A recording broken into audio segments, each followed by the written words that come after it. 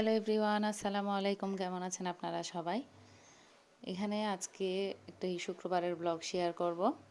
এটা বৃহস্পতিবার রাতে কিছু টুকিটাকি বাসার জন্য দরকার ছিল। তো হুট করেই প্ল্যান হয়ে গেল শুক্রবারে আমরা রান্না বান্না করে নিয়ে সব কিছু নিয়ে মানে বিচে চলে যাব আর কি।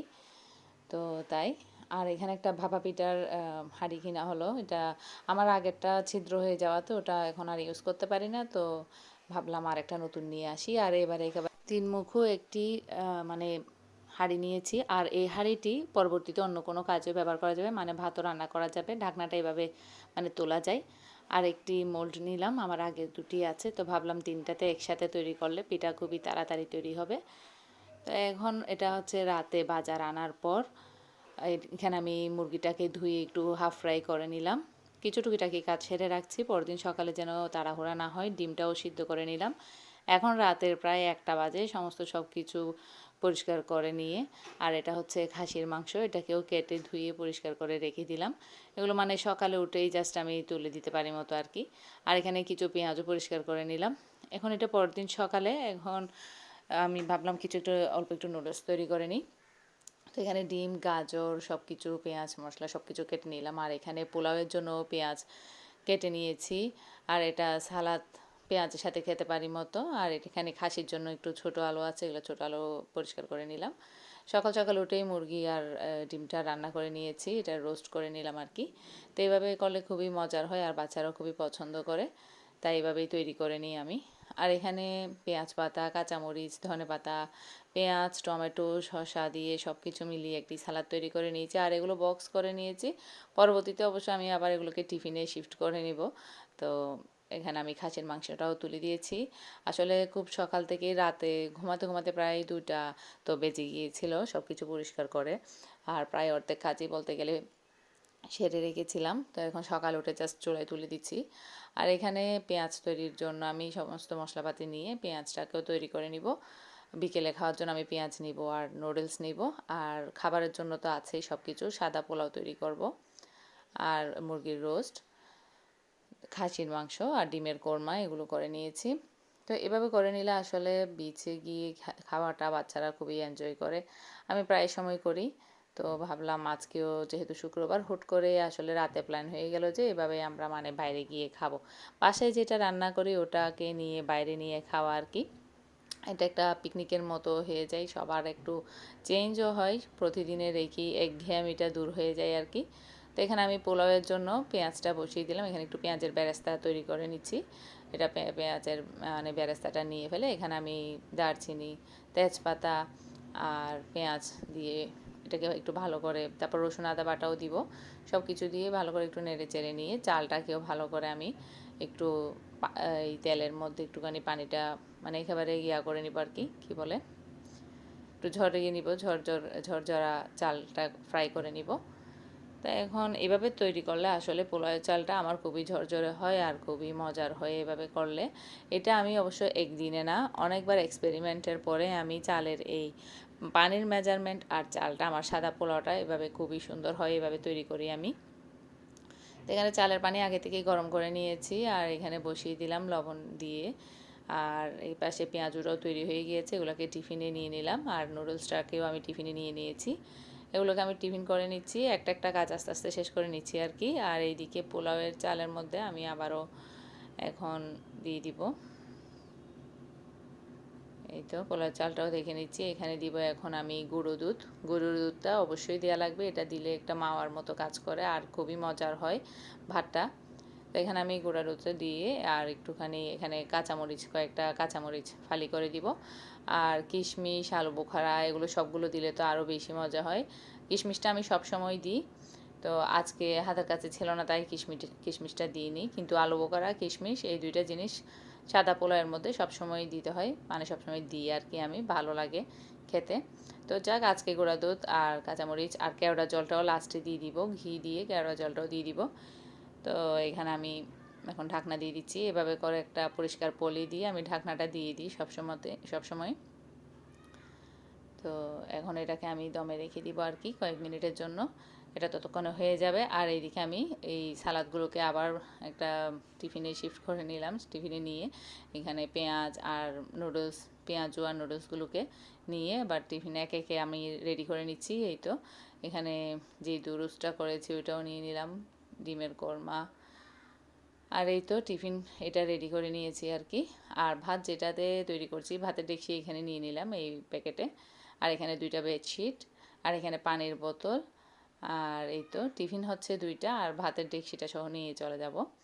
আর পানি অবশ্য না নিতে বলেছিল, তারপরও পানি নিয়েছি। এই চেয়ারটা হচ্ছে আমার হাজব্যান্ডের জন্য, এই চেয়ারটা কেনা। ও যেহেতু অনেকক্ষণ নিচে বসতে পারবে না, তো এভাবে একটা ফোল্ডিং চেয়ার কিনে নিয়েছি যাতে বিছে বসতে আরাম হয়। এই তো চলে যাচ্ছি এখন, ওরা জমা পরে চলে আসছে। এখন তাড়াতাড়ি করে ড্রেসটা, পাঞ্জাবিটা মানে চেঞ্জ করে নিয়ে এখন সবাই মিলে এই তো আল্লাহর নাম নিয়ে বেরিয়ে পড়লাম। আসলে খুবই কি বলবো, এনজয় করছে বাচ্চারা এভাবে। আর রাস্তাঘাট শুক্রবার যেহেতু দুপুরের সময়, তাই একটু ফাঁকাই আছে, তবে বিচে যথেষ্ট পরিমাণ মানুষ ছিল। এখন দুপুর 2:30 হলেও মানুষ ছিল। আর এই তো বেডশিট 2টা এনেছিলাম, কিন্তু 2টা তো অবশ্য লাগেনি, একটাতেই কাজ হয়ে গিয়েছে। তো এখানে আমরা জিনিসগুলো বসিয়ে দিচ্ছি বেডশিটটা বিছানোর পরে। সবাই একে একে বসে যাচ্ছিলাম আর কি। এখন আমিও সব কিছু নিয়ে বসে পড়ব। তো হাজব্যান্ড গিয়েছে আবার কোক আনতে, মজো আনতে গেছে। ও বলে কি আমি মজো নিয়ে আসি, ও আবার মজো, কলা, তারপর চিপস আরও কিছু জানি নিয়ে আসছে। আর আমি এদিকে বসে ততক্ষণে একটু দেখে নিচ্ছিলাম আশপাশটা, খুবই সুন্দর লাগছে দেখতে। আশপাশে বলতে গেলে চারপাশে মানুষ ছিল, ধীরে ধীরে আস্তে আস্তে আরও মানুষের ভিড় বাড়ে আর কি। তো এখন বাচ্চারা তো খুবই এনজয় করছে। এই তো চেয়ার সহ নিয়ে আসছি। ঝাউ বন, ঝাউ গাছের নিচে বসে এইভাবে খাওয়া, আসলে খুব মানুষ তো দূর দূরান্ত থেকে, কি বলবো, বড় বড় বাসে চড়ে, প্রচুর বাস পাশে দাঁড়িয়ে আছে। বাসে চড়ে প্রত্যেকে বড় বড় হাঁড়ি নিয়ে এখানে এসে রান্না করে খায়। আর অথচ আমরা এখান থেকে এখানে বাসার কাছেই আসতে আমাদের আলসেমি লাগে। তো হাজব্যান্ড এগুলো নিয়ে আসছে, এগুলো নিয়ে আসার পর আমি তাড়াতাড়ি এগুলো বের করে নিচ্ছি। এরপর এখন আমি ভাত বেড়ে নিব, যেহেতু এখন 2:30 বেজে গেছে, সবার তো খিদাও আছে প্রচুর, নামাজ পড়ে আসছিল সবাই। তো তাড়াতাড়ি করে এখন ভাতটা বেড়ে নিচ্ছি আমি।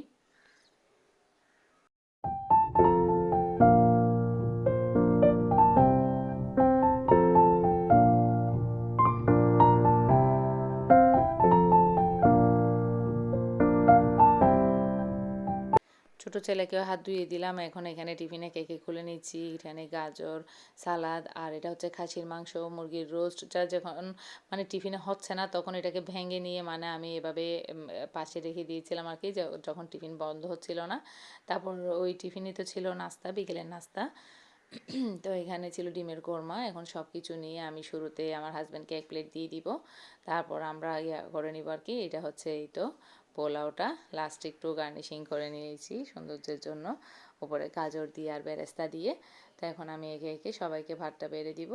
আসলে এভাবে করলে কি বলবো, আসলে খুবই এনজয় লাগে, খুবই এনজয় করা যায়, খুবই বাচ্চারা খুশি হয়, একটু চেঞ্জ আসে সবার মধ্যে। আসলে সারা দিনের কর্মব্যস্ততা, প্রতি সপ্তাহে 6 দিনের মানে 6 দিনই থাকে কি ছোটাছুটি আর তাড়াহুড়া ব্যস্ততার মধ্যে দিয়ে, সব কিছুর মধ্যে দিয়ে সপ্তাহে একটা দিন যদি এভাবে করা যায়, মাসে একবার অন্তত করা যায়, আসলে খুবই ভালো লাগে। তো সবাই তো আসলে খুব বেশি এনজয় করেছিলাম আমরা। তখন সব কিছু নিয়ে আমি সব এক জায়গায় নিয়ে আসছি আর সবাইকে বেড়ে দিচ্ছি। এই তো এটা হাজব্যান্ড খাচ্ছে, এখন আমরা নিয়ে নিব, মা ছেলে এখন নিয়ে নিব আর কি। তো এখানে সালাদ এনেছিলাম, সালাদটাকে একটা প্লেটে নিয়ে আমি লবণও নিয়ে এসেছি, লবণটা দিয়ে মেখে নিয়ে আমি এখন এই তো ছেলেকে দিয়ে দিচ্ছি।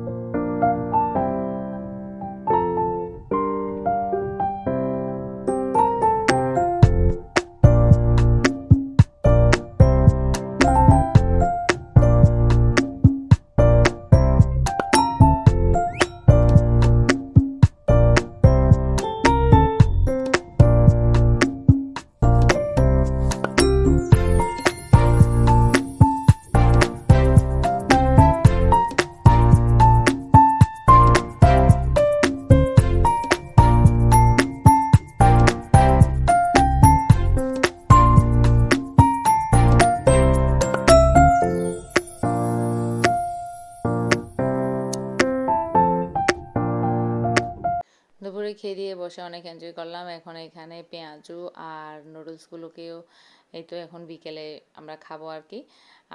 সানসেট এনজয় করতে করতে আমরা এখানে অনু খেলছিলাম, তারপরে আরও কুইজের আয়োজন করেছিলাম। বাচ্চাদের কাছ থেকে সাধারণ জ্ঞানের প্রশ্ন জিজ্ঞেস করে ওদেরকে ফার্স্ট সেকেন্ড থার্ডের প্রাইজ মানি দিয়েছিলাম। তারপরে আরও আসলে কি বলবো, খুবই মজার হয়েছিল। এই দিনটি খুবই মজার ছিল। বাচ্চারা তো কি বলবো, ওরা তো ভুলছে না, মানে বলে যে আম্মু সবসময় করবে, এরকম সবসময় করবে, আমাদের ভালো লাগে।